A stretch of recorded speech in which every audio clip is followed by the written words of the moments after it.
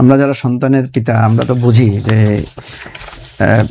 কোনো সন্তানেরই বিয়োগ বেদনা আমরা চাই না, কিন্তু কল্পনা করা যায় না, আমি এখনো ভাবতে পারি না যে উনি যখন তার সন্তানের ওই গলা কাটা তারপর বিচ্ছিন্ন দেহটা দেখেছেন তার কি মনে হয়েছে। একটা জলজ্যান্ত মেয়ে যার একটু আগে হয়তো তার সাথে খুব স্মৃতিময় সময় তিনি তো বলে বলে একটা নর্মাল মানে হয়ে যাচ্ছিলেন বারবার। কথা হচ্ছে যে দুটো ঘটনা আমি আপনাকে পাশাপাশি রাখতে বলবো। একটা হচ্ছে রামিসার নৃশংস হত্যাকাণ্ড, আরেকটা হচ্ছে কয়েকজন আগে একজন নূরজাহান বেগম নামে একজন ভদ্র মহিলা, বয়স্ক মহিলা, ওনার যে একটা নির্মম মর্মান্তিক মৃত্যু। আমাদের সমাজের দুটো চিত্র কিন্তু উঠে এসেছে, যে দুটোর মধ্য দিয়ে দুই ধরনের আমাদের সমাজকে আপনি অ্যাসেস করতে পারবেন। আমাদের রাষ্ট্র ব্যবস্থাটা, আমাদের মনোবৃত্তি, আমাদের অবস্থা কোথায় গেছে।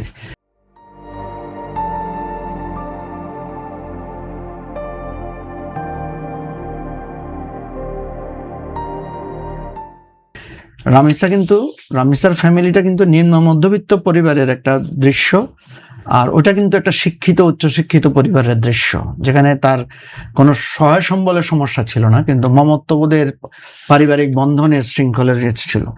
এখন আমরা হয় কি, একটা ঘটনা ঘটার পরে যেটা দিবু একটু করে বললেন যে রামিসার আমরা বিচার চাচ্ছি 19 দিনের মধ্যে, কিন্তু কথা হচ্ছে শুধু এই রামিসার 19 দিনের ঘটনা ঘটার পরেই তো আমরা সবাই চুপ হয়ে গেলে হবে না। আমাদেরকে এই ঘটনার মধ্য দিয়ে সামাজিক অবক্ষয়ের পাশাপাশি আমাদের এই যে দ্রুত বিচারের যে একটা জায়গা, এই জায়গাটা আসতে হবে। কারণ এই ধরনের যেই ঘটনাগুলোর স্পষ্ট প্রমাণ পাওয়া যাবে। কারণ আমি আপনাকে বলি যে আমাদের দেশে বিচার রায় হয় কিন্তু কার্যকর হয় না। আমি কিছুদিন আগে আপনার এখানে মনে হয় একটা বলেছিলাম, ওই যে একটা সিরিয়াল কিলার ছিল রাসু বা রসু, এই ধরনের রসু খা, হ্যাঁ, আপনি শুনলে অবাক হবেন, তার মৃত্যুদণ্ড হয়েছে, 11টা খুন করেছে, 11টা ধর্ষণ এবং খুনের সে আসামি, এবং তার 164 স্টেটমেন্টও আছে, কিন্তু তার ফাঁসি কিন্তু এখনো কার্যকর হয় নাই। আইনের মার প্যাচে সে এখনো রয়ে গেছে। তো সেজন্য আমি আপনাকে যেটা বলতে চাচ্ছিলাম সেটা হচ্ছে এই জায়গায় আমাদের অনেক সময় আবেগ এবং আমাদের নানা ধরনের মানে ভারসাম্যহীনতা দেখা যায়। আমাদেরকে যখনই একটা ঘটনা ঘটবে, যেমন একটা ঘটনা যাতে শেষ ঘটনা ঘটে, আপনি দেখেন কালকে আরেকটা অসাধারণ ঘটনা ঘটেছে, সেটা হচ্ছে আপনার ওই যে থেকে বাস দুর্ঘটনায় পড়ে গেছে এবং বাসে কোনো যাত্রী ছিল না, কারণ পুলিশ বাধ্য করছে যাত্রীদেরকে কি করার জন্য, সরে আসার জন্য। এটা হচ্ছে 25শে মার্চের ওই ঘটনার পরে কালকে। তাহলে আপনি বলেন 27 জন মারা গেছিল। আপনি যদি পুলিশ যদি কালকে ওই বাস থেকে লোকগুলো না মাতো, তাহলে কালকেও কিন্তু 20-25 জন বা হয়তো আরো বেশি অথবা আরো কম মানুষের মৃত্যু ঘটতো। তাহলে ওই ঘটনাটাকে আপনি শেষ ধরে আপনি একটা কঠোর পদক্ষেপ নিয়েছেন যে না, কেউ ফেরির মধ্যে বাসের মধ্যে থাকতে পারবে না, আগে নামিয়ে দিয়েছেন। অর্থাৎ এই যে রামিসা হত্যা বা এই যে নূরজাহান বেগমের মানে মৃত্যুবরণের এই জায়গাগুলো, এগুলো যাতে আমাদের জীবনের শেষ ঘটনা হয়।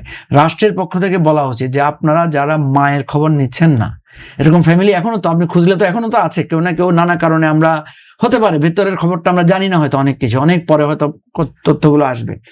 ভাই সবাই একটু খোঁজ খবর নেন, কার মা বুড়ো হয়ে গেছে, কার মা, কার বোন, কার ভাই অসহায় অবস্থায় আছে, আমরা সবাই খোঁজ খবর, এটা নিয়ে একটা মুভমেন্ট তৈরি করা দরকার যাতে এটাই শেষ ঘটনা হয়।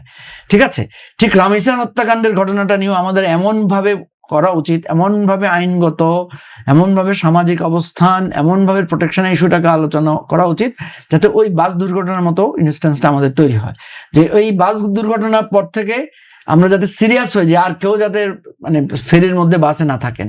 ঠিক তেমনি ভাবে এই ঘটনাগুলোকে আমি মনে রামিসার বাবার ক্রন্দনটা, কান্নাটা, চোখের মানে পানিটা বা হৃদয় ভেঙে যাওয়ার অনুভূতিটা, এটা যাতে শেষ অনুভূতি হয়, এটা কিন্তু কথার কথা থাকলে হবে না।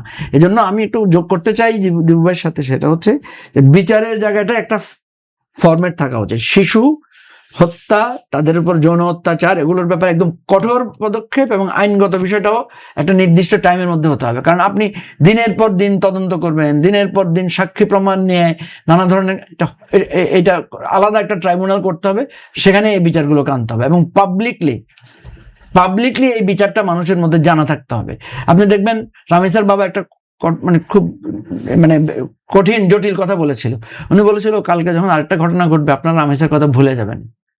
কথা তো সত্য, কালকে যদি আরেকটা হৃদয় বিদারক ঘটনা ঘটে, কালকে যদি একই না আমরা কিন্তু রামিসার কথা ভুলে যাবো। আমরা কিন্তু ভুলে গেছি ওই যে একটা মেয়ে, 11 বছরের মেয়ে অন্তঃসত্ত্বা হয়েছিল না, অভিযোগ এসেছে তার শিক্ষক, মাদ্রাসার শিক্ষক বলেছেন তার আত্মীয় দ্বারা মেয়েটা হয়েছে। একটা 11 বছরের মেয়ে, ঘটনাটার বর্ণনাটা কত হৃদয় বিদারক, যে সে ডাক্তারকে বলছে আমার পেটের ভিতরে কিছু যেন ভারী, ঠিক আছে? তো আপনি দেখেন বর্ণনাগুলো নেওয়া যায়। 11 বছর একটা মেয়ে, সে জীবন বুঝে না কি বুঝে বলেন, এখন তো খেলনা খেলার বয়স তার। তো ওই ঘটনাটা তো আমরা ভুলে গেছি রে ভাই। রামিসা হত্যার পরে ওই ঘটনা নিয়ে আর কোনো আলোচনা আছে কারো কাছে?